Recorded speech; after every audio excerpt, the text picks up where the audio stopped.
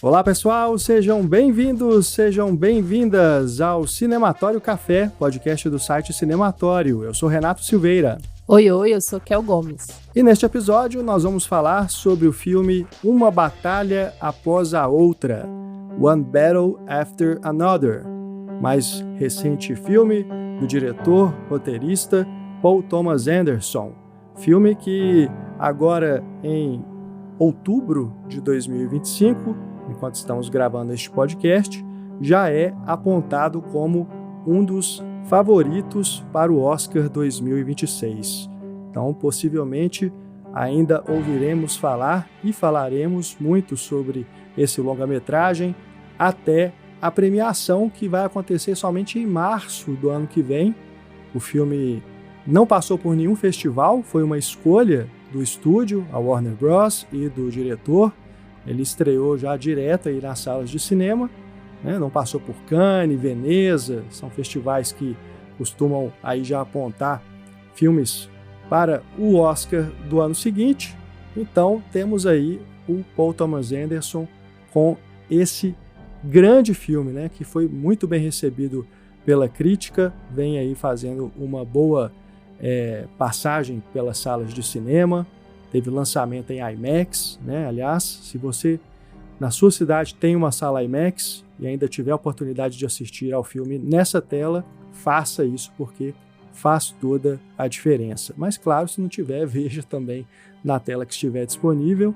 E se você estiver ouvindo aí no futuro, né? Veja no seu computador, na sua televisão, onde quer que seja, porque é um filme realmente imperdível. E para falar sobre ele, a gente traz hoje aqui no Cinematório Café, Ana Lúcia Andrade. Tudo bom, Ana? Oi, gente. Saudade já, né? Muito tempo. Pois é. Saudade. Esse ano tem sido desafiador, né, pra gente aqui no Cinematório. A gente não fez tantos podcasts quanto a gente gostaria, mas estamos aí retomando o ritmo. E entrando na temporada de premiações, a gente espera aí ter muitos programas para a gente falar sobre os filmes da temporada, né? Começando por esse, que é, né, Ana, um dos grandes filmes do ano, já podemos dizer, né? Ah, sim, muito bom, né? Que é uma experiência muito boa. Há muito tempo eu não ia num brinquedo tão divertido no parque de diversão. Eu falo assim porque o filme parece uma estrutura de montanha-russa muito inesperada, assim. Eu gostei muito. É verdade, né? Uma experiência daquelas que você se sente tão bem, né? Eu, pelo menos, me senti tão bem no cinema assistindo esse filme que as quase 3 horas de duração dele, assim, nem senti passar. Foi muito tranquilo, né? Foi um filme muito fluido. Você também, Kel? Você que esteve comigo nas 2 sessões, né? A gente viu o filme 2 vezes, no IMAX e também numa sala com uma tela menor, né, aqui em Belo Horizonte. Foi. Aliás, a gente teve as experiências opostas, né, na maior tela e na menor tela, que é a do Minas Tênis Clube. Apesar de ser a menor tela, também uma das melhores projeções e com uma qualidade de som incrível, né, uma sala que a gente gosta muito aqui em BH. É uma sala muito boa e tem essa coisa intimista, né, como é pequenininha. Então, você se sente numa casa com uma sala de cinema particular, assim, sabe? E porque eu acho que, como é pequenininho, as pessoas ficam mais constrangidas de conversarem, de fazerem barulho. Porque elas, veem... Pois é, então, assim, em todas as vezes que a gente não teve essa experiência de barulho, de gente conversando, porque eu acho que intimida o tamanho da sala. Só numa sessão, que foi a do Maxine. Nessa tinha é verdade. Pessoal lá Essa tinha. Comentando o filme enquanto assistia, né? Foi essa. Mas talvez seja o filme. Mas em ambas a experiência foi muito boa. Na primeira, claro, né, sendo na IMAX, assim, foi uma imersão maior e mais impactante. Mas da segunda eu pude observar mais detalhes e confirmar uma sensação, assim, que eu tive com o filme. Uma sensação boa, sabe? De uma força de mulheres negras, sabe? De uma força feminina muito grande. E isso me preencheu, assim, de uma maneira que eu queria confirmar, sabe? Na segunda visita ao filme. E eu confirmei. Eu saio do filme nas 2 vezes com a sensação de que, olha, mulher negra é a revolução, sabe? Então isso me preencheu, assim. Essa foi a sensação que o filme me trouxe. Bom, a gente vai falar muito sobre Uma Batalha Após a Outra aqui no nosso podcast. Antes da gente entrar de vez na nossa discussão, deixar aqui só aquele convite para você vir fazer parte do Cineclube Cinematório. Você que já faz parte, nosso muito obrigado, né, por você nos acompanhar, apoiar o nosso trabalho, nos ajudar a continuar aqui a fazer os nossos podcasts e manter o nosso site no ar. Se você ainda não faz parte, venha para o Cineclube Cinematório, porque por meio dele você nos ajuda a continuar com o nosso trabalho, né, a seguir aqui com os podcasts, continuar ali publicando as críticas, fazendo as coberturas de festivais, entrevistas e tudo mais. E além disso, você recebe conteúdo exclusivo de volta, né? Conteúdo exclusivo que é produzido somente para apoiadores e apoiadoras do Cinematório. Você recebe uma newsletter que traz dicas de filmes para ver no streaming, entre outras dicas de leituras, vídeos, outros podcasts de cinema. Uma newsletter que é feita com muito carinho para quem nos acompanha e nos ajuda aqui a manter o nosso site. Entre então em cinematório.com.br, escolha lá a forma como você pode nos ajudar e junte-se a nós.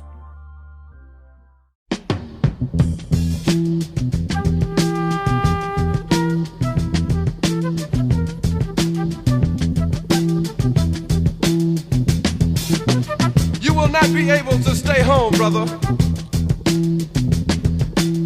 You will not be able to plug in, turn on, and cop out. You will not be able to lose yourself on Skag and skip out for beer during commercials because the revolution will not be televised. Uma Batalha Após a Outra, esse filme que é baseado ou inspirado, né, não é uma adaptação direta, do romance Vineland, escrito pelo Thomas Pynchon. Esse autor que também escreveu Vício Inerente, outro filme adaptado para o cinema pelo Paul Thomas Anderson. Temos no elenco Leonardo DiCaprio, Sean Penn, Benício Del Toro, a Regina Hall, a Teyana Taylor e a Chase Infinity. Essa revelação, né, uma atriz que já está aí também sendo apontada como uma grande favorita, e pelo menos para indicação ao Oscar 2026. Ela que esteve naquela série com o Jake Gyllenhaal, né, da Apple, o Acima de Qualquer Suspeita, né, se não me engano, aquela série jurídica. Mas é uma atriz que está aí trilhando, né, a sua carreira e tem nesse filme o seu grande papel no cinema.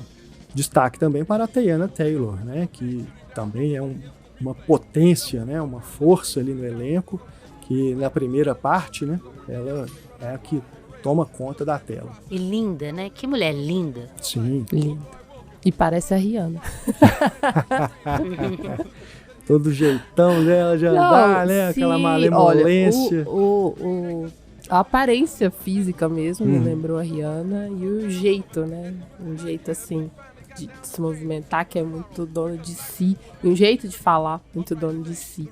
Cantora também. Pois compositora. Não é. Modelo.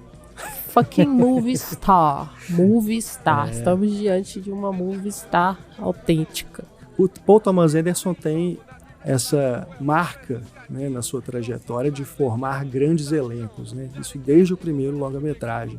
E aqui não é diferente. Sim. É incrível como todos os atores aqui que eu citei estão ótimos, né? Todos nos seus momentos chamam a atenção de diferentes formas, né? Constroem personagens marcantes, né? Então é mais um filme que o Paul Thomas Anderson nos traz com esse elenco, né, trabalhando em conjunto e fazendo também com que o filme tenha essa força, né, para além do próprio talento do Paul Thomas Anderson em escrever e dirigir. Aliás, uma coisa que tem chamado a atenção em Uma Batalha Após a Outra é que o filme ele é descrito como uma comédia de ação ou um thriller de ação, e é algo que realmente a gente não encontra na carreira do Paul Thomas Anderson, né? Esse tipo de gênero, né? Embora, sim, colocar em caixas não é exatamente apropriado quando a gente fala dos filmes dele, porque se a gente pegar lá o Boogie Nights, Magnolia, Trama Fantasma mais na frente, né? Pega aí o Licorice Pizza, você encaixa ali em certos gêneros, mas tem elementos que estão ali, né? Você não pode falar e cravar exatamente que isso aqui é uma comédia de ação. Tem, claro, seus momentos engraçados, tem cenas de ação. Acho que as cenas de ação, sim, são mais surpreendentes quando você pensa num filme do Paul Thomas Anderson, né? Aquelas sequências de perseguição e tudo, você não costuma encontrar isso nos longas-metragens dele.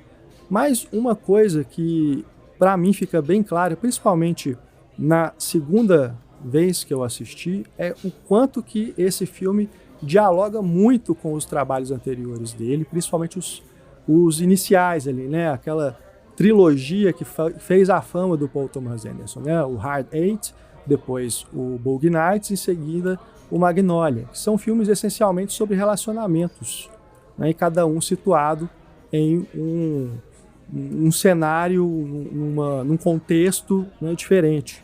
Um está envolvido ali com a parte do crime, né? O outro tem a indústria de filmes pornográficos, o outro vai ter, né, esse grande mosaico, né, de personagens que estão em diferentes situações, e aqui a gente tem essa questão da guerrilha, né, dessa célula antifascista que está ali cumprindo uma batalha após a outra, né, seguindo ali nesse combate ao fascismo, ao autoritarismo, né, embora nenhum nome de político seja citado ali claramente, a gente identifica exatamente contra o que eles estão lutando.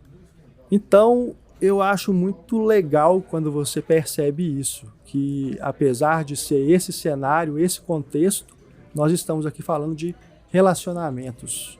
Nós estamos acompanhando uma história de amor que depois se transforma da história de amor de um casal, essa história se transforma na história de amor de um pai pela filha, né? Então, eu acho que é um filme que surpreende também por isso, por ele ir além do que se espera quando você inicialmente pensa, estou indo assistir a um filme sobre uma revolução, um filme sobre, né, pessoas que estão combatendo o sistema. O coração do filme está em outro lugar, eu acredito. Eu acho que como um grande narrador que ele é, assim como Billy Wilder, né, de diretor e roteirista, ele não está preocupado com essa caixinha de gênero. Ele está preocupado com essa mescla de gêneros que ajudam a contar melhor a história. Por isso que eu falei da montanha-russa, né? Porque tem hora que você está devagar, subindo devagar, de repente você desce a ladeira rápido, de repente vira de cabeça para baixo, e você vai tendo um carrossel de emoções e, ao mesmo tempo, te faz pensar sobre aquilo ali, né? Sobre várias outras questões, sobre esse mundo atual, várias questões importantes, né, que a gente está discutindo nos últimos tempos, em vários aspectos sociais e políticos. E a ideia do entretenimento inteligente puríssima ali, né? Eu fiquei vendo o filme pensando nisso. Total. Eu concordo com vocês, assim, acho que é transitar, né, por um pouco de várias coisas, né, de vários gêneros, para servir a história que ele está contando, porque é complexa, né? Ele traz muitos temas, inclusive, muitos temas contemporâneos, mas que são batalhas de séculos. Então, eu vejo esse coração, né, de um pai, de uma filha. Eu vejo esse coração até também entre companheiros de luta, né, entre pessoas que tentam mudar o mundo, né, e se unem para isso, assim, e confiam umas nas outras, né? Então tem essa paixão, assim, também, né, pela luta mesmo, pela empatia, pela vontade de mudança. Então é isso, é um filme que tem coração, né, que traz a gente para essa até vontade mesmo de fazer mais e de estar mais próximo das pessoas, né? Nesse sentido, assim, buscando melhores oportunidades, melhores condições coletivas mesmo. E eu acho que essa coisa dos lugares, assim, né? De pai, mãe, filha, ao mesmo tempo que tem, né? A emoção, tem ali também muito questionamento, né? De o que se espera dessas pessoas e as fragilidades, né? Mesmo, assim, que cada uma tem, né? Acho muito importante colocar como que a maternidade está totalmente deslocada para a perfídia, né? Como que ela sofre com isso, assim. Como que não é uma coisa que para ela seja algo que ela possa, sabe, vestir confortavelmente, né? Porque é como se fosse uma espécie de aprisionamento para aquela mulher, né?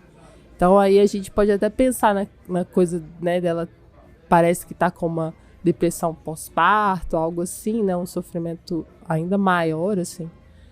E como que ela enfrenta isso, como ela sempre enfrenta todas as outras coisas da vida dela, assim. Então eu acho muito digno, né? Não é fácil, não é uma personagem fácil, né? Porque você questiona. Afinal, a gente tem uma criança, a gente tem um bebê ali que precisa ser cuidado também, né? E não só os ideais, não só a luta coletiva, mas existe também uma criança ali. Ao mesmo tempo existe essa mulher, sabe? Existe essa mulher com uma personalidade. E que ela mesma fala, eu me coloco em prioridade, né? Eu me coloco acima de qualquer coisa, assim. Isso, para uma mulher negra, sabe, é revolucionário. É revolucionário. Então, assim, aí eu penso muito isso, né? Como que essas emoções também partem desses lugares, assim, sabe? De onde que essas pessoas estão, que elas representam, assim. Que é muito forte. Muito forte. E as cenas, né? Nossa, cada cena incrível. Tipo, a Ana falou dessa coisa da montanha-russa, né? A gente tem essa sensação de montanha-russa até nas imagens, né?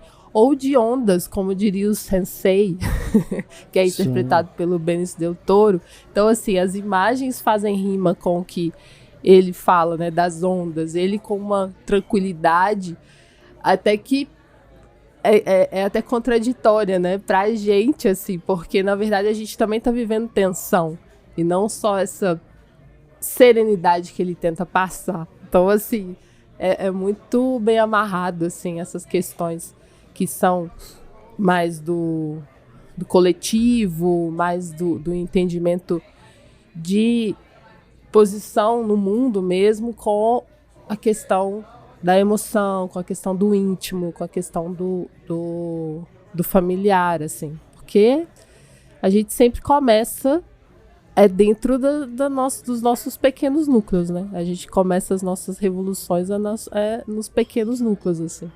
Então, é muito interessante como ele amarra bem mesmo tudo. Mas eu acho também que ele está fazendo uma crítica aos dois lados, tanto ao fascismo quanto aos rebeldes também. E a própria questão da perfídia, que olha que nome ótimo de personagem, né? De ela ser uma pessoa, não sei se também tanto pelo coletivo, ela tem uma adrenalina, um tesão pessoal naquilo ali, né? Diferente às vezes dos outros revolucionários, né? E talvez o grande revolucionário mesmo do filme seja o Benício del Toro, que tenta levar tudo numa boa, sabendo da dificuldade e tudo, e age realmente em prol do coletivo, e como que ele vai desaguar essa ideia toda na filha, nessas novas gerações que teria que ter consciência e lutar, né? Não ficar igual também o outro alheio, não dou conta de nada, então eu me drogo e fico aqui vivendo mais ou menos, né? Então eu acho que ele coloca, ele não faz uma coisa bem e mal, bons e maus, ou certos e errados. Ele coloca uma dubiedade humana em praticamente todos eles, assim. Exatamente. E eu entendo também que o filme, para além de ter essa abordagem dos relacionamentos, né, de ter essa preocupação na construção dos personagens, de como que você tem primeiro o início daquela relação, né, com alguns nuances ali, né, de como que o que o Leonardo DiCaprio está querendo não é tão a mesma coisa que a perfídia quer, né, não é a mesma coisa. Você vê que ela está muito mais engajada na luta do que ele, né? Você vê que ele entra meio ali como meio que um aventureiro para ver qual que é, acaba assim. Ou por conta dela, né? Ou isso. Como a própria mãe dela fala sobre ele, né? Tipo, a minha filha vem de uma linhagem de revolucionárias e você aí tá perdido. E depois, né, claro, a responsabilidade que ele tem para criar a filha depois que ele acaba ficando sozinho com ela, né? Já que ela, depois que se envolve com o Lockjaw, né, aquele militar asqueroso, mas vivido brilhantemente pelo Champagne, né? Que atuação. Né? Você acha?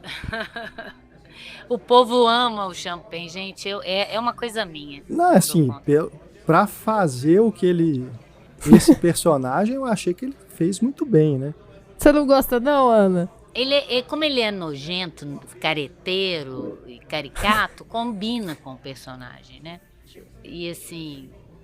Nossa, eu tive tanto asco, eu já não gosto muito dele, mas é uma coisa pessoal mesmo, eu não gosto, não acho ele tão bom assim. Ele me lembra o tempo inteiro que ele tá atuando, mas funciona muito bem para aquele personagem, né? Para essa caricatura que o Paul Thomas Anderson tá construindo ali, né?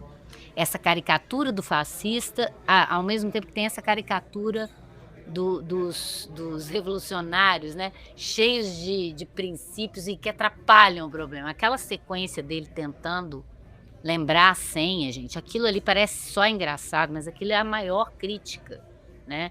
A falta de comunicação, a falta de tolerância que a própria revolução acaba criando, né? Uma falta de comunicação entre eles. Aquela cena é exemplar para dizer isso.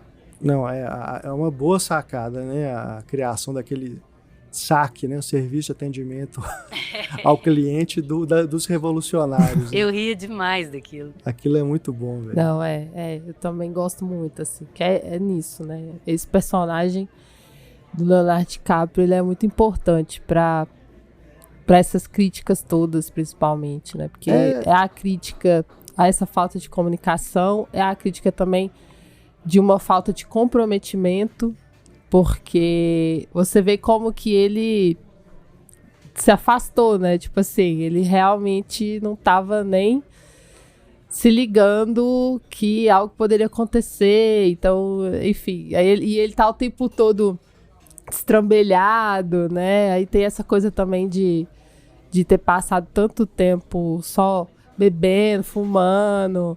E assim, e a filha dele, ao contrário, né, no auge da sua juventude e de força, assim, tá super atenta, assim, até cuida dele, né, até cobra dele, assim. Sim, sim. Então, por isso, e aí, é por isso que eu acho que, quando eu tava falando da questão das mulheres negras, que eu achei muito interessante como todas elas, não só as duas principais, mãe e filha, mas também as outras revolucionárias, né, elas todas estavam sempre muito atentas, assim. É como se fosse algo já parte da vida, assim. Porque precisa ser. Como da mesma forma dos latinos. Tipo, o sensei e toda a organização que os latinos têm. Eles sabe? Já estão organizados. Eles já estão super organizados. Então, eles não estão desatentos, eles não estão atrapalhados, porque eles estão já vivenciando algo que é da vida deles. Então, assim, não tem como eles desligarem, sabe? Tipo, já faz parte, essa luta, eles já nascem com essa luta. Então, assim, a organização já é toda estabelecida, tipo, e é muito bem, e é em comunidade, né? É muito bem distribuída. Então, isso é que eu achei interessante, como que ele coloca, né, nesses grupos, que são os grupos minoritários, assim, e são de vivências já naturais, sabe? Gato escaldado, né? Exatamente.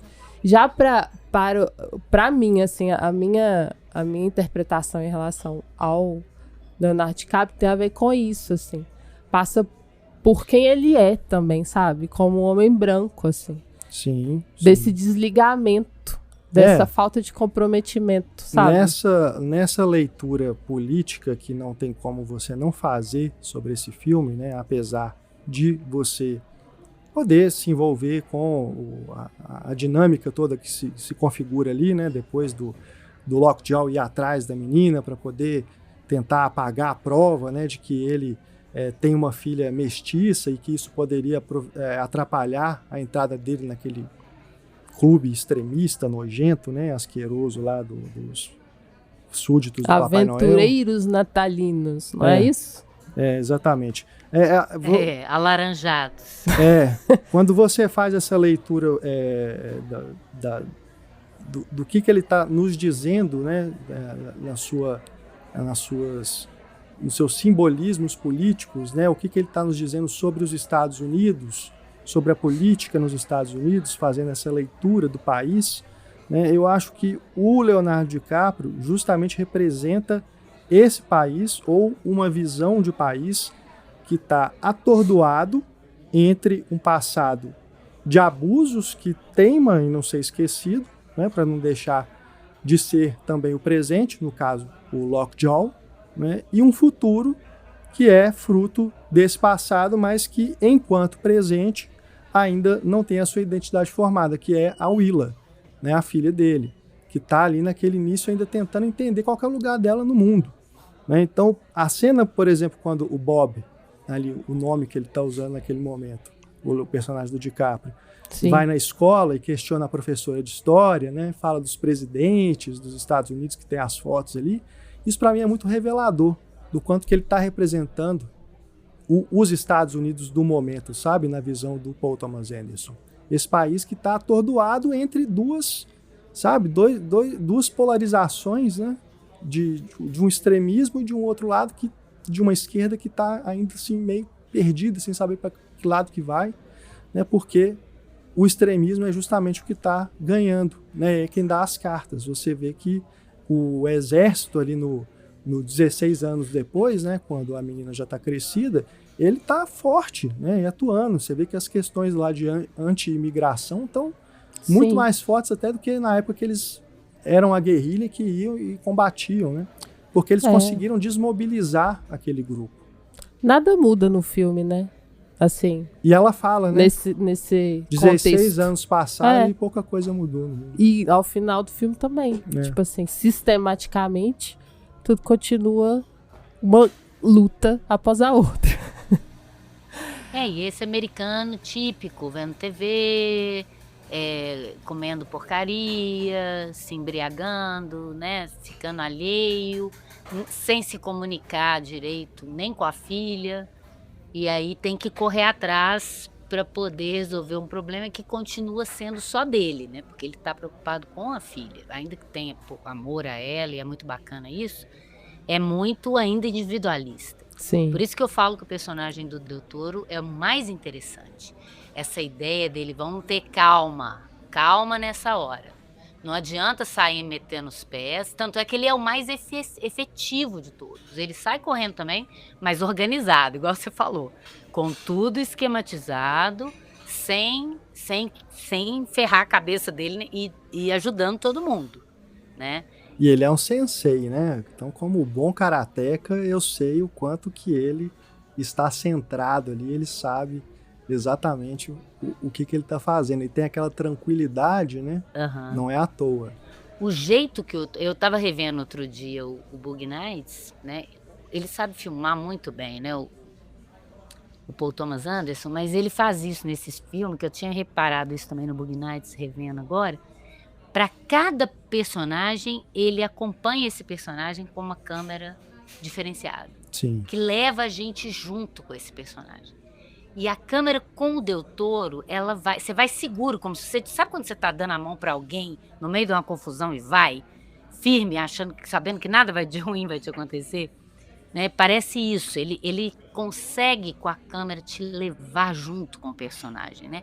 A ponto de chegar também uma das melhores cenas de perseguição, acho que de todos os tempos do cinema, Sim. né? Nossa, Aquele aquilo final. ali é formidável. Porque aí ele te coloca, às vezes, dentro do carro, às vezes fora do carro, às vezes numa subjetiva, às vezes numa objetiva, sem ser para ficar variando de ângulo. Não, ele sabe exatamente como te levar na cena. É impressionante. Eu queria rever até para determinar isso mais especificamente, porque é muito bom, né? É muito raro conseguir fazer isso. Quando você falou de montanha-russa, eu lembrei exatamente dessa cena, porque vai ali, né, descendo e subindo aquelas estradas, né, e ele coloca a câmera bem no chão, né, no para-choque, assim. Então, no IMAX você fica levitando aqui. Sabe quando você fica com vertigem vendo a descida? Tava assim. Nossa, eu achei Não. sensacional. E, pelo amor de Deus, né, sem falar na trilha Incrível. sonora do Johnny Greenwood, que ali... É. Pra mim chega no ápice naquela Maravilhosa sequência, a trilha. porque é uma trilha sonora que ela não para, né? Como se o filme fosse uma sinfonia, assim. Aquela trilha vai te acompanhando do início até o final. Tem poucos momentos de pausa, né? Que não tem música da instrumental. E naqueles momentos em que tem só o piano, né? Com o baixo assim acompanhando, aquela tensão é crescente, né? Enquanto o Bob tá ali fugindo, né? Aquela coisa toda. E quando chega nessa perseguição, entra a bateria e o violino. Cara, nossa, o Johnny Greenwood é guitarrista do Radiohead, né? Então, naquela sequência ali, parecia que eu tava escutando um disco do Radiohead com o Paul Thomas E em Anderson sincronia com a imagem total, filmando. né? É muito bom aquilo. Tipo, aquela coisa de um movimento ali tá também na Sim. música. Nossa. É uma das melhores cenas de perseguição recentes, assim, que eu me lembre. É incrível. É um negócio, sim. E essa, eu fiquei pensando nessa estrada, especificamente. Que estrada louca, sabe? Porque aqui em Minas a gente tem muitas estradas louquíssimas. Mas como essa, eu nunca tinha visto. Pra mim foi tipo assim, um novo mundo, assim, que se abriu, sabe? Um novo tipo de experiência de carro, de direção, porque você não vê o que tá à sua frente, né? Praticamente você não sabe, assim, dependendo de onde você tá na ondulação, você não sabe, tanto que é assim que a menina consegue prever que vai conseguir fazer o que ela fez no final ali, a estratégia dela, A né? estratégia dela. É funcional, né? Exato. Então, assim, isso é muito bom ter usado esse lugar, assim. E o quanto que é representativo também, né, dessa perseguição, né? Quem tá à frente, quem tá atrás dela e quem vem depois, assim. É muito simbólico também. E como você tem que se antecipar ao seu inimigo e ela cresce na marra, ela era uma menininha de coleguinha de celular e ela vira uma expert, porque ela tem que se virar, né? E ela ganha do master dos escrotos, assim. E ao mesmo tempo é a ideia de vencer o pai, literalmente, né? Para poder andar pelas próprias pernas, porque um é uma nulidade, o outro é um horror, né? O tanto que eu torci para não ser ele, eu sabia que dramaticamente teria que ser ele o pai, o escroto, mas eu torci tanto para não ser. Ela também, né, coitada. Ela também, nossa. Mas essa... É porque quando vocês falam assim, vocês estão falando do Lockjaw. Lockjaw, né? É porque ele é o pai. Acaba sendo descoberto ali que ele é o pai biológico, mas quando falo pai dela, pra mim continua sempre quem vem na minha cabeça é o DiCaprio. Eu tô falando do DNA, né? Na questão biológica mesmo. E essa trilha, ela me lembrou muito Kubrick. Ela vai chegando quase no insuportável. Você já não sabe mais se a tensão... Ela está no todo, né? No que está acontecendo, no jeito que aquilo está sendo ordenado e conduzido, e esse som, e uma tensão que vai sendo construída, assim... Sabe, fazer um castelo de carta, que qualquer coisinha pode derrubar tudo, e você vai com muito cuidado, né? Me lembrou também muito o filme novo do Kleber Mendonça, né? É uma geração que está aprendendo a contar histórias de uma forma diferenciada, sem ser a catarse que a gente está acostumado, né? De essa montanha-russa tradicional, né? De constrói a cena, tem a tensão, e aí alívio. Não, é uma mistura disso tudo e, ao mesmo tempo, como eu disse, você se divertindo e pensando ao mesmo tempo 1000 coisas na sua cabeça, ao mesmo tempo que você está usufruindo daquilo, né? E não é uma narrativa comum. E aí, nesse sentido que eu estou falando, eu não sei se agrada a todos os públicos. Sabe o que eu estou querendo dizer? Do povo que vai para um filme de ação. Tanto o filme do Kleber quanto o dele. É uma narrativa muito sofisticada, muito ousada. Aí é que tá. Sim. Sim, porque... sem falar no tempo de filme também, né? São semelhantes, né? Quase 3 horas os dois. Mas uma coisa... A gente vai falar sobre o Agente Secreto ainda em outro programa, né? Mas só antecipando aqui um pouco... Mas não te lembra? Lembra sim. Até por isso que você falou, de quebrar uma expectativa que a pessoa possa ter antes de assistir ao filme. Porque com o Paul Thomas Anderson eu também senti um pouco isso. Na segunda vez que eu vi, eu consegui gostar muito mais, sabe? Fruiu muito melhor para mim, porque na primeira vez causou um estranhamento, mas no sentido bom. Um estranhamento, você fala assim, cara, eu tô vendo uma coisa que eu nunca vi antes. Nem vi esse diretor fazendo, sabe? Você não sabe pra onde vai, né? Então eu fiquei assim, peraí, esse filme é sobre revolucionários ou é sobre essa história do pai e da filha, né? Então, depois que você vai encaixando as coisas, já sabendo o que esperar, a coisa funciona melhor. Mas eu acho bom que esses diretores estejam fazendo isso, sofisticando a sua narrativa, propondo coisas novas, né? Porque é o que a gente quer ver, gente. A gente não quer ficar só vendo as mesmas coisas sempre, né? Então eu acho que traz um frescor que é muito benéfico. Agora, sobre o Agente Secreto, que é uma coisa que eu já tenho percebido, porque o filme já tem sido exibido, né, em pré-estreias, antes do lançamento oficial, que acontece em novembro, é que tem gente falando, mas para um thriller de espionagem não é tão bom assim. Não é um thriller de espionagem. O povo tá preso na gaveta ainda, né? Tá preso em caixinhas, nossa. Então, eu acho que é isso, sabe? É entender o filme pelo que ele é, não pelo que você espera que ele seja. Não, e eu gosto muito de artista que não subestima o público. É por isso que eu falei que é ousado. Ele não tem medo de te conduzir por caminhos inesperados, né? E é claro que ele pode perder gente no caminho, mas aí também foda-se, né? O povo que não quer embarcar numa dessa, o problema é dele. E o diretor não tem que se preocupar com isso, né? Fazer concessões para agradar todo mundo. Quem tá perdendo é o público que não sacar isso. Fazer arte é risco também, né? E paciência. Não é simplesmente estar sempre no local. Não é simplesmente estar sempre num local de conforto, sabe? Vou fazer isso aqui que eu sei que vai dar super certo. Então, assim, isso não instiga a ir além, né? Imagino que eles estão propondo até para si mesmos, assim, como contadores de histórias, assim, fazer coisas novas, e exatamente, eu adoro a sensação de não saber onde que eu tô indo chegar. Eu adoro essa sensação em um filme. Eu adoro esse frescor, assim, de ver coisa nova, ver coisa que... linguagem que tá diferenciada. Eu adoro isso, assim. E eu acho que a gente identifica coisas de um gênero ou outro, mas a gente precisa ficar se prendendo a isso, sabe? Porque é como a gente falou no início do podcast, né? É trazer o melhor de vários mundos para que essa história seja melhor contada. Então, assim, se tiver alguma parte ali que vai parecer um horror, deixe fluir esse horror aqui, sabe? Mas se depois vai vir uma parte que é cômica, deixe fluir esse cômico, porque a vida é assim, né? É cheia dessas surpresas também. A gente tem vários tipos de sensações, então, naturalmente, em um filme, acho bem-vindo que ele trabalhe essas oscilações, sabe? E eu de forma coerente, né? Da forma como ele insere a comédia ali. Todos os filmes dele têm muita comédia, né? Tem.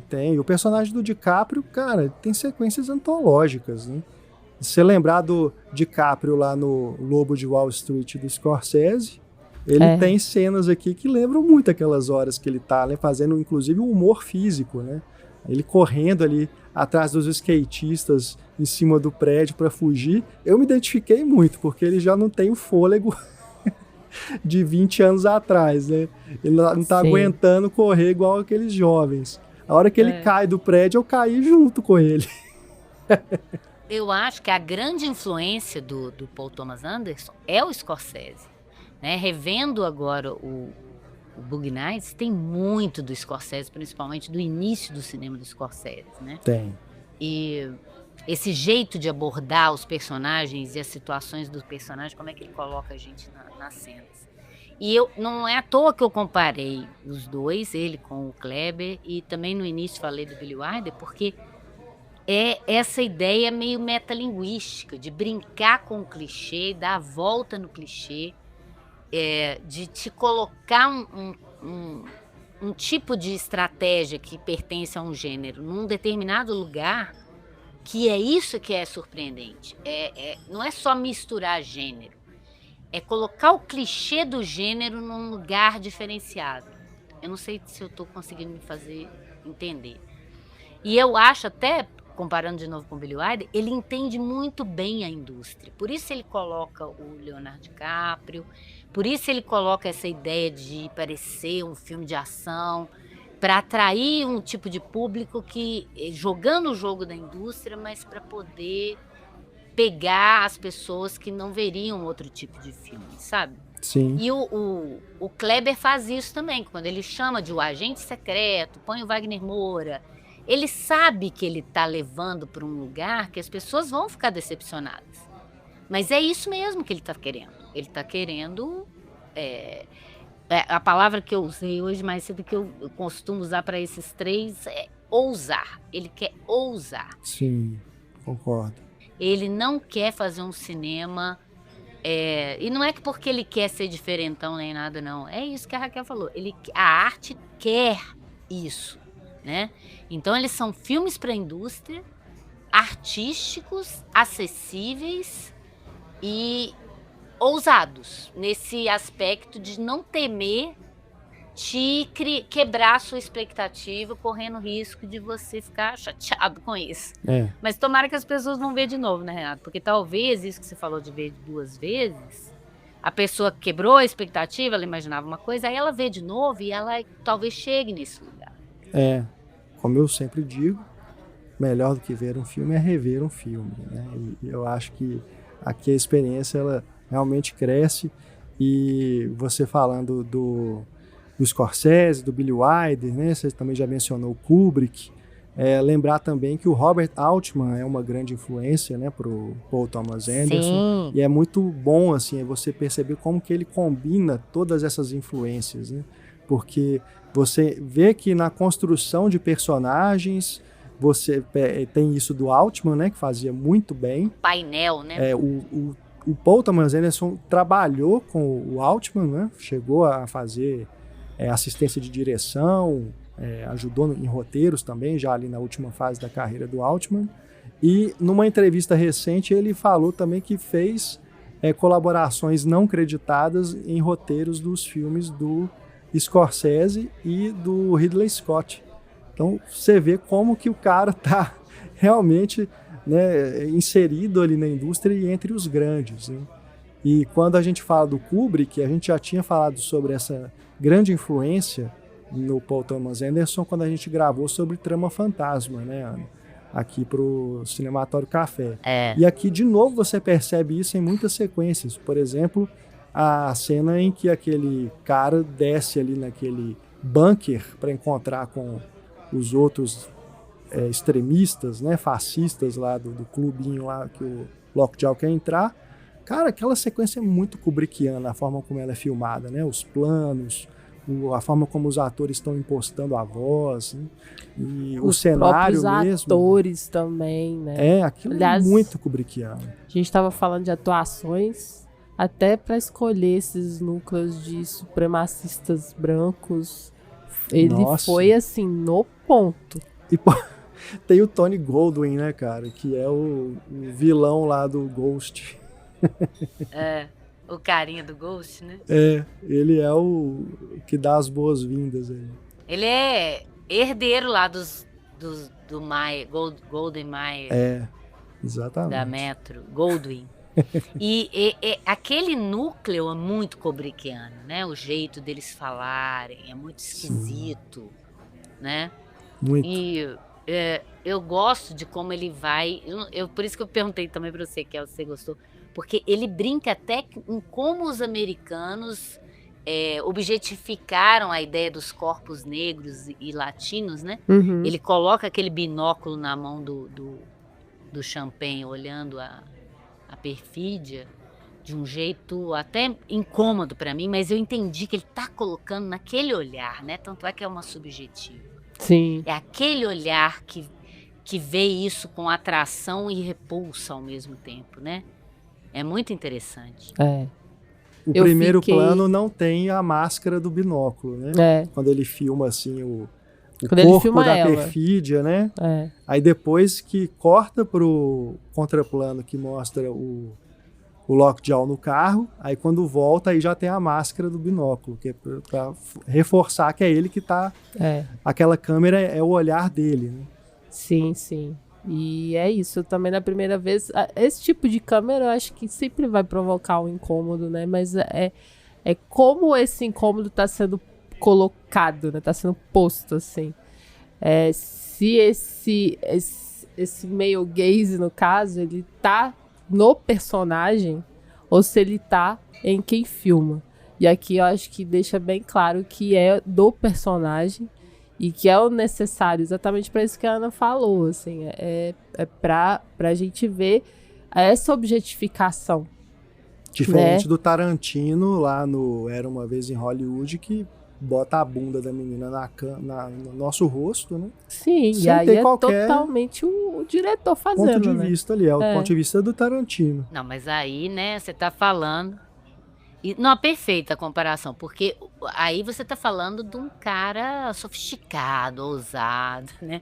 O Tarantino é muito legal, é muito divertido, mas não tem essa maturidade do Paul Thomas Anderson. Não tem. Não tem mesmo. São contemporâneos, né? Sim. Começaram a carreira juntos. Exatamente. E aí é isso, depois na segunda vez que eu vi, assim, até... Isso ficou menos incômodo, porque realmente já estava estabelecido pra mim, assim, esse cara, assim, né? E como que ela também quebra, né, com isso, assim, porque ela vai objetificar ele. Então, assim, ela vai dominar ele. Que é incômodo também pra gente. Pois né? Ela que vai fazer. Ela vai mostrar a falta dele, né? O buraco dele, literalmente. Exatamente. Então, assim, ela não se limita a essa objetificação que esse cara tá colocando ela e tantos outros ali, tantos outros olhares. Então, ela quebra muito com isso, assim. Ela realmente é de uma outra ordem, de outra esfera, de um outro lugar que não pertence a esses enquadramentos. Então, por isso que eu acho ótimo que ela desapareça, sabe? Porque realmente ela nem pertence ao filme, sabe? Ela sai do filme, porque nem o filme é suficiente pra ela. Ela desaparece até do próprio filme. Ela, pra mim, ela é a personificação da ideia do Black is Beautiful mesmo. Aquela ideia de... Sou mesmo. Eu não tenho culpa se você me deseja e me repudia ao mesmo tempo por causa do seu preconceito nojento. Eu sou assim e engula. Então a câmera mostra isso pra gente. Eu acho que todo mundo fica fascinado por ela, né? Porque é essa a ideia. Ela é essa ideia do fascínio da figura se descobrir que foi tão repudiada, tão diminuída numa sociedade escrota e que fala, eu sou foda, eu sou incrível, eu sou beautiful, né? E azar, vocês vão ter que me engolir. E ao mesmo tempo, depois não cabe ela mais, né? E depois que ela se suja com essa história também, ela acaba tendo que, como ela é uma representação de um outro momento, talvez até nem da época do filme, mas da época dos Panteras Negras, né? Da época dos direitos humanos, que o filme também, ele faz uma coisa de época, mas meio atemporal, assim, você nunca localiza direito isso, né? É num presente ou um passado próximo, né, que vai para um futuro também próximo, fica nesse... A gente entende que é no nosso tempo, né? Mas que remete mesmo. E que pode ser 70 pela referência, pode ser qualquer outra luta, né, de alguma outra época, porque ele não coloca a caracterização de época muito em evidência, porque ele não quer isso, né? E ele cita a Batalha de Argel, né, que o DiCaprio tá assistindo na televisão no momento. Maravilhoso. Inclusive, ele sabe as falas do filme, mas não lembra lá os códigos, aliás, da resistência. Mas nessas cenas, essa coisa nessa sequência, só mais, a gente está falando de referências, né? Um diretor que me lembrou também ali no início, quando está mostrando a guerrilha, né, atuando e tudo, foi o Pakula, né, que também tinha esse cinema ali meio mais áspero, enérgico, né, ali nos anos 70, né? Então, pois porque essa questão, né, dela ter delatado, né, que aí é aquilo de novo, a personalidade se impondo, né, essa coisa de que ela tava pensando nela também, assim. Então, naquela situação, fora da luta pelos vulneráveis, que ela sempre foi muito corajosa e sempre se colocou em perigo em relação a uma coletividade, mas ali, em que era um problema que ela precisava resolver para ela, né? Aí a gente vê essa coisa do humano, que a Ana também comentou no início, né? De pensar esse conflito, né? Apesar de ser uma lutadora por outras pessoas, ali ela pensou nela. E falou, aqui eu vou precisar fazer algo para sobreviver. Então, assim, é ser pragmático, né? Na blusa dela tá escrito sacrifício. Pois é. Nessa hora, né? E isso, é o pragmatismo. Eu preciso fazer isso e vou ter que fazer. Pronto. Não, é aquela cena pra mim também icônica dela com a metralhadora grávida. Sim. Nossa, ela não tá preocupada também... É isso que eu tô falando. Ela tem uma preocupação com a causa, com a revolução, mas ela tem uma coisa hedonista também com a revolução, meio... Sim. Sabe? De um prazer que ela tem, um tesão que ela tem naquilo ali, e que ao mesmo tempo ela não tá nem aí, nem pro DiCaprio, nem pra filha, nem... Sabe? Quando ela fala, eu acho que... Pussy is the weapon. Aliás, consigo entender essa contradição. Que legenda, hein? Pelo amor de Deus, a legenda tá pepeca. Quem que fala pepeca, gente? Pelo amor de Deus. Ai, meu Deus, que horror. Que é isso? Pepeca, legenda com pepeca. Putz, mas é isso, né? Ali, nessa cena ali que eles estão em volta de uma fogueira, né? Bebendo. Sim. E tudo, que ela fala isso, né? Ela já tá ali meio embriagada e tudo, falando assim, esse aqui que é minha arma. Sim, e ela também deixa o recado pro Lockjaw, que é justamente a tradução do que ele faz ali, com a mandíbula travada, né? Que é uma coisa até que lembra Kubrick também, né? Os nomes. Sim. Os nomes já seriam... Não, esse personagem, você pensa no Ali Ermey, né? Lá no Nascido pra Matar, né? Sim. Mas então, falando sobre essa sargento complexidade nojento dela entre o coletivo e entre o tesão de si mesma, assim. Eu consigo entender eu consigo entender e consigo admirar essa contradição, sabe? Isso também me fascina nela, assim. Sim. Em momentos ela pensar nela, ela dizer Aqui eu sou eu, mais que qualquer outra pessoa. E não interessa.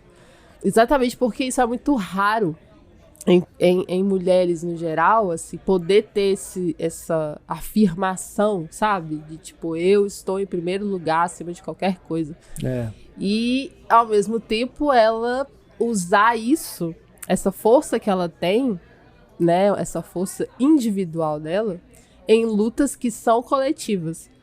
Porque ela sabe que dá conta. Né? Isso não é pra qualquer um, né? Vamos combinar. Porque, assim, o que essas pessoas, esses revolucionários que vão pra, né, guerrilha mesmo, enfrentam, tipo, é de uma coragem, assim. É a coisa de sair do discurso, né? Da defesa apenas de fala e de ensinamento, enfim, e ir pra praxis, né? E fazer, assim. Isso é um negócio que move mesmo. Eu gosto que ele coloca uma como é que eu diria? Ele coloca dois lados da coisa. Ele coloca ela e coloca a personagem da Regina Hall também. Sim. Que eu fiquei com muito dó dela ser presa. Porque ela é leal realmente à causa, não só a ela. Né? E não tô falando, eu entendo o que você falou, também concordo, eu admiro muito a figura que tá por conta. Mas eu acho que maior que a causa tem, igual eu falei, tem uma coisa hedonista, tem um tesão próprio naquilo ali, sabe? Ela gosta daquele perigo. Não tem nada, não tô criticando, não acho que tem nada de errado nisso. Só acho que a outra, ele coloca isso como um paralelo mesmo, não que um é pior que a outra, mas que os dois tipos, né, para não ficar também parecendo que ele está estigmatizando, como se a pessoa também no fundo, né? Uhum. Então eu gosto muito de ter esse contraponto com essa outra personagem. E esses falando aí dos nomes, né, o Renato falou do nome do Champagne, do personagem, e perfídia, né, que significa lealdade, né? Ela é uma música de música mexicana, de drama, da mulher enganosa, falsa. E aí eu tava vendo aqui, buscando aqui rápido, tem um termo militar específico que significa você usar de uma enganação para atacar o inimigo. Que é exatamente o que ela faz com o Champagne, né? É exatamente. Exato. Se eu pensar também que a filha vai receber o nome depois de Willa, né? Will, que representa o futuro, né? Então tem essa... E a Jungle Pussy? O que dizer da Jungle Pussy? Os nomes são os melhores, né? São ótimos. Vivida pela Shayna McHale. Essas personagens, tanto a Jungle Pussy quanto a Perfídia, depois as freiras que estão lá nas montanhas, né? Tem um simbolismo do Blaxploitation, né? Você pensar na Pangreer, né? Sim. Tem uma referência ali, né? Eu vou dizer que são personagens do Blaxploitation, né? Que o filme tá falando disso, mas remete. Sim, né? sim. A hora que ela sobe ali em cima das mesas do banco ali, né? Você lembra muito da Pangreer. É, muito bom. E é quando tudo dá errado, né? Mas falando da filha, né? Porque ela representa esse fruto dessa relação interracial, né? Que teve entre o Lockjaw, o militar lá, escroto, e a Perfídia. Então ela está representando também esse ódio que esse americano puro tem dessa miscigenação, né? Que tem muito nos Estados Unidos, né?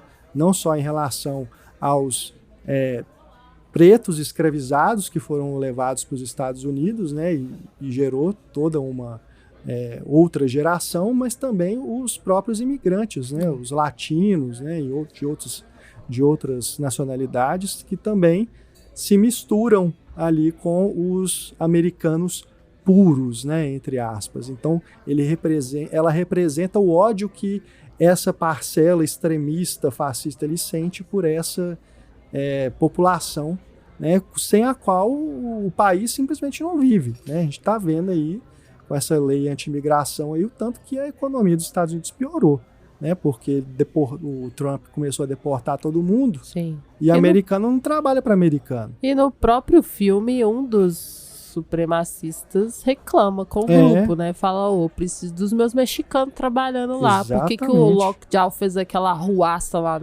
na cidade santuário deles? Ou ficar sem os meus nuggets. E uma coisa que eu gosto assim. bastante é como o Paul Thomas Anderson mostra as manipulações de poder, né? As manipulações do poderio militar em relação ao que podem fazer, que as Forças Armadas podem fazer, né? Porque por um problema que é pessoal, ele mobiliza, né, toda uma força armada e manipula para que aquilo fosse justificável como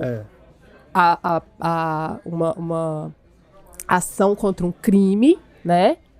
Então ele vai plantar provas. Ele faz tanta coisa tão errada. Ele planta prova.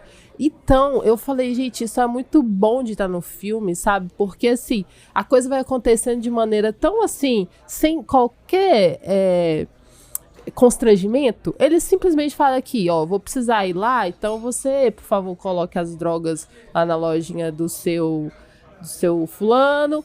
E aí a gente chega lá e vai dar uma batida, enfim. E aí lá na hora do movimento, né, que as famílias fazem, os moradores fazem, também eles plantam um indivíduo para jogar o coquetel molotov, para poder justificar eles de entrarem para cima, né, falar, olha, tá atacando a gente aqui. Então, assim, tudo manipulado para que eles possam atacar e fingir que, na verdade, estão defendendo uma ordem, sabe? Isso pra mim foi, assim, um deleite também, porque foi muito bem colocado ali, porque é rotineiro, dá pra você perceber que é rotineiro, e sabe? mostra como que eles estão no controle. Exatamente, como que eles fazem sem nenhum constrangimento, assim, faz parte aqui do nosso modo de agir. Por quê? Aquelas pessoas são pessoas que a gente persegue mesmo, e é isso. E eles usam do poder que têm, não em prol nem de uma causa deles, não. Eles estão em prol deles mesmos. Ele usa toda a máquina do exército americano para resolver um problema dele. Porque ele quer entrar naquela seita. Né? Problema pessoal. E o jeito também como a seita se livra dele também é muito esquisito, muito Kubrick esquisito, né? Me lembrou também, aquilo é muito bom, né? Mostrando como é que esse povo é maluco, assim. E é isso que eu tava pensando também. Falei, gente, os filmes ultimamente estão fazendo isso muito, né? Colocando a CIA e o FBI como escrotérrimos, em vez daqueles heróis do filme de ação normal, né? Mostrando tanto que eles são sujos e tal. E essa ideia dessa América branca escrota que age individualmente, que finge que está cuidando e protegendo, que é democrata e que aceita todo mundo de braços abertos, mas que, na verdade, age de qualquer meio para continuar se mantendo no seu lugar privilegiado no mundo, né? Sim. E se achando seres humanos superiores a todos os outros, né? Que nojento quando o cara fala isso, né? Não, tipo, você vai fazer parte. Não será mais um homem mais inteligente, ou mais rico, ou mais, sei lá, qualquer coisa. Mas sim um homem superior aos demais. Sabe? Tipo assim, realmente se achar superior, assim, num nível que eu não consigo nem conceber. Tipo, eu achei curioso. Nossa, ele nem é sutil, né? Ele mete o pé pra falar isso. Sabe, ele tem certeza disso, né? Então é o pensamento dessas pessoas, né? É o pensamento que essas pessoas têm, assim, de serem superiores. Na hora que ele tava falando isso, eu achei curioso porque me remeteu ao novo Superman, que é justamente o contrário do que o Superman, esse novo, de 2025, representa, né? Ele é o mais humano. E ele quer representar uma diversidade, né? Apesar do nome, né? De super-humano, né? Superman, né? Então, eu achei curioso ter eu ter feito essa relação na hora. E é engraçado porque na hora que mostra o dojo lá do personagem do Del Toro, tem um pôster do Superman lá no cantinho do Superman do Christopher Reeve. Ah, não reparei, não. Com o título em japonês. Ainda tem esse detalhe. É, que é outra coisa que o Paul Thomas Anderson também, né, sempre capricha muito, né, na direção de arte. Né? Então, nesses planos abertos, então, você repara, né, o quanto que aqueles cenários são tão bem trabalhados, né? Tem cada coisa muito bem pensada. Né? Mas você vê que o filme, mais do que isso, tudo que a gente já falou aqui, dos sentimentos, das relações, da mistura de gênero, de um grande diretor, ele é um filme que... A ideia do filme, no geral, para mim, é uma representação da América mesmo, Sim. né? Com o branco, a mulher negra, né, principalmente, o homem branco escroto, o homem branco alienado, o latino, que tem que ter calma para ele sobreviver, ele tem que ser o mais cool, senão ele é eliminado. E os supremacistas escrotérrimos, né? Então, para mim, é representando mesmo a América. E é muito oportuno nesse momento que o Trump, chutando balde com as relações internacionais e com os imigrantes, né? Então, é muito oportuno. É um retrato muito contemporâneo mesmo da questão toda que está rolando agora, desse pânico que a gente está, desse neofascismo, que se a gente não fizer alguma coisa agora, sei lá para onde que a gente vai no mundo, né? E quem é que vai lutar pelos que não dão conta, né? É verdade. Se eles estão sendo cada vez mais massacrados, né? A gente, como privilegiado, eu fiquei pensando nisso, a gente como privilegiado tem que lutar pelos oprimidos, né? Não é mais uma opção só, é um dever meu mesmo. O filme chama a gente para isso, dá vontade de sair, entrar num grupo clandestino mesmo, de fato, fazer alguma coisa mais pragmática. É verdade, Ana. É o sentimento que o filme nos dá, né? Porque é uma sensação mesmo que eu tive também, assim, uma vontade, sabe, de poder fazer mais, assim, porque é isso, se não tem...